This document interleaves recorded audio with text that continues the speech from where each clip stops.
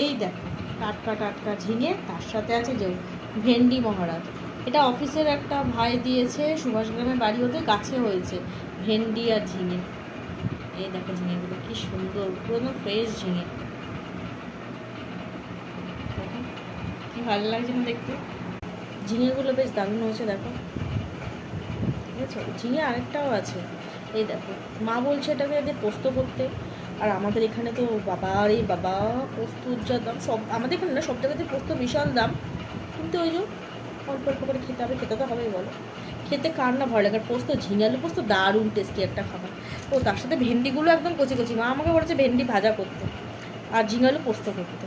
এটা হচ্ছে মায়ের বুদ্ধি, ভেন্ডি ভাজা আর ঝিঙে আলু পোস্ত, দারুণ টেস্টি একটা খাবার।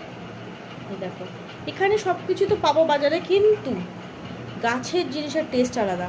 গাছের জিনিস ভাই গাছের জিনিস, তাই নয় কি বলো? আমাদের এখানে সবই কিনতে পাওয়া যায়, কিন্তু আমরা হ্যাংলা হচ্ছি গাছের জিনিসে। কেউ যদি বাড়ি থেকে কোনো গাছের জিনিস এনে দেয় না, কী যে ভালো লাগে। তোমাদের কেমন লাগে? ভালো লাগে তোমার গাছের জিনিস?